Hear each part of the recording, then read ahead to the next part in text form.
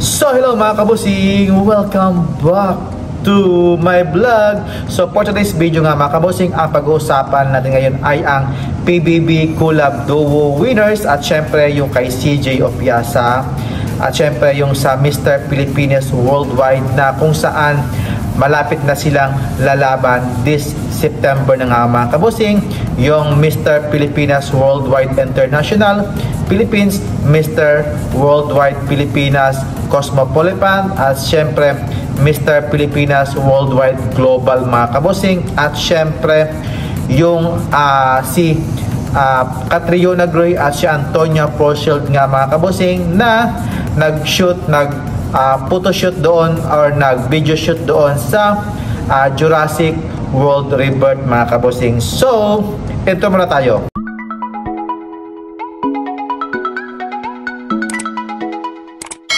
Else is nice ko muna kayong bati na magandang umaga, magandang tanghali at syempre magandang gabi, magandang morning mga kabusing. At dito nga sa bansang Bahrain is umaga na nga mga kabusing. So for today's video nga mga kabusing, ang pag-uusapan nga natin ngayon ay ang nasabi ko nga mga kabusing sa aking vlog before the commercial mga kabusing. Ito nga mga kabusing, sa bansang Bahrain is napakaganda ng araw dito kasi maganda yung sinag ng araw, kaya lang ang init mga kabusing sa labas, kaya dito ako ngayon sa loob ng aking shop para po makapag-vlog. So let's begin sa ating topic ngayon mga kabusing, ang PBB Collab Duo mga kabusing, kasi meron ng winners ang PBB Collab Duo at yan na nga ang fourth place nga mga kabusing ay ang Asber at third place ay ang Chares at syempre ang second place naman ay ang Team Rawi at syempre ang winners nga dyan ay ang Team Breka na sila Mika and then si Brent Manalo nga mga kabusing. So grabe din mga kabusing yung butuhan talaga mga kabusing, hindi mo talaga ito kanyang mga butuhan. So when it comes to money matters mga kabusing sa pagboto, kung sino talaga yung may mas maraming pera doon mga kabusing, saka yung mananalo mga kabusing. Kasi si Mika, dami talagang connection sa mga vloggers like si Zainab, ayun, kaya siya nanalo. O siyempre sa mga tao din talaga nagmamahal kay Breka. Sa mga winners, congratulations sa Final Four mga kabusing. At siyempre yung si AC, si Rayber, si Charlie, si Snare, si Ralph at si Will mga kabusing. At dyan na nga yung winners na si Brent at Mika nga mga kabusing. So congratulations sa lahat. At syempre pag-uusapan naman natin mga kabusing ay ang performance nga na ginawa ni CJ Opiasa sa ASAP stage mga kabusing. So grabe, ang ganda talaga ng kanyang performance dito, sobrang sexy, seductive mga kabusing, kasi pinakilala talaga mga kabusing kung gaano kaganda yung performance ni CJ Opiasa, kung gaano siya kaganda sumayaw, kagaling, grabe, todo intense talaga at napaka-solid ng kanyang galawan mga kabusing. Very queenly talaga ang performance ni CJ Opiasa. At syempre, grabe, ito yung mga kabusing, yung kanyang videos mga kabusing, sobra talagang sulit talaga yung kay CJ Opiasa.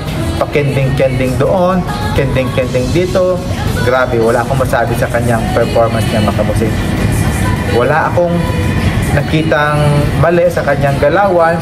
Very queenly talaga at very sophisticated yung kanyang galawan when it comes sa kanyang expression mga kabusing.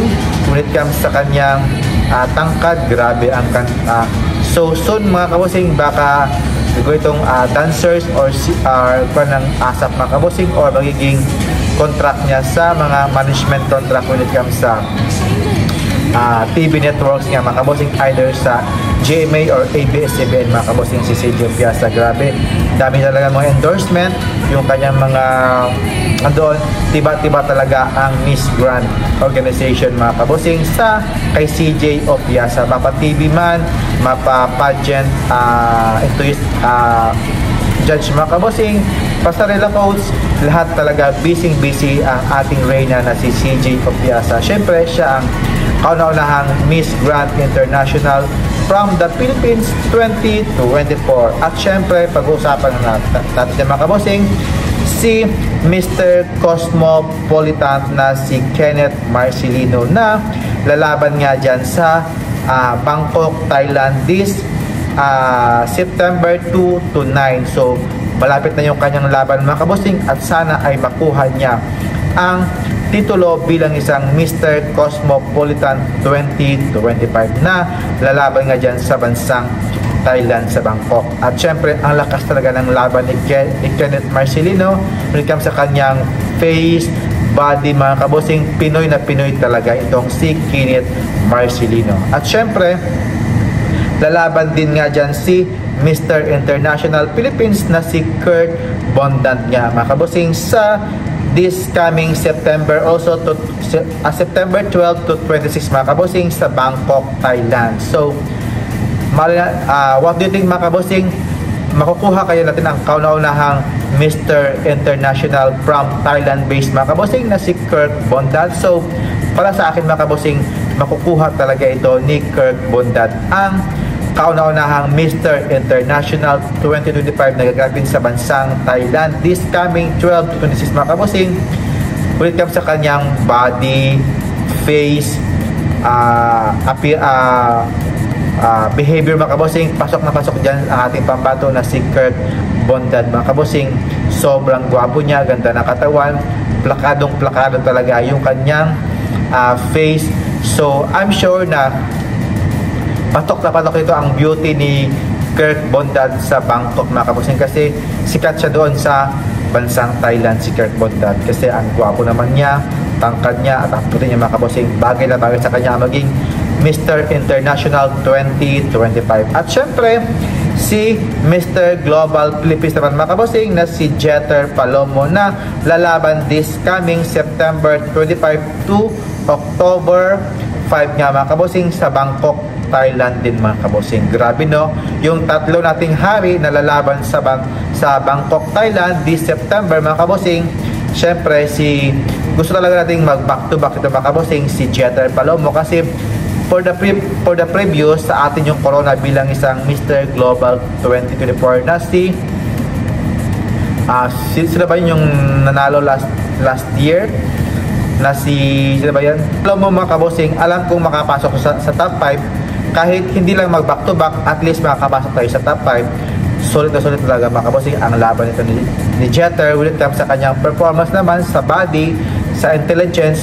Pasok na pasok dyan si Jeter Palomo. Ang ganda ng kanyang communication skills, yung kanyang katawan maganda at syempre matangkad din to mga kabosing. Kaya laban lang Jeter Palomo. Alam kong kahit hindi tayo mag-aim ng back-to-back winners, at least pasok tayo sa top 5 mga kabosing para sure na sure talaga ang spot natin sa top 5 kasi ang lakas talaga ng laban ni Jeter Palomo. At syempre yung kay Catriona Gray mga kabosing at kay Antonia Porciol nga mga kabosing, grabe ang ganda talaga ni Catriona Gray. Walang kupas talaga sa kanilang pa-official thriller ng Jurassic World Rebirth. So grabe, doon mo talaga makita mga kabosing na hindi talaga magpapaawat sa beauty si Catriona Gray mga kabosing. When it comes kay Antonia Porciol, alam natin na lumalaban siya pero umaangat talaga ang laban ni Catriona Gray mga kabosing. Sa sobrang cute talaga niya mga kabosing when it comes sa kanilang pa-boat doon mga kabosing na yung may something scary yung kanilang ginagawa doon.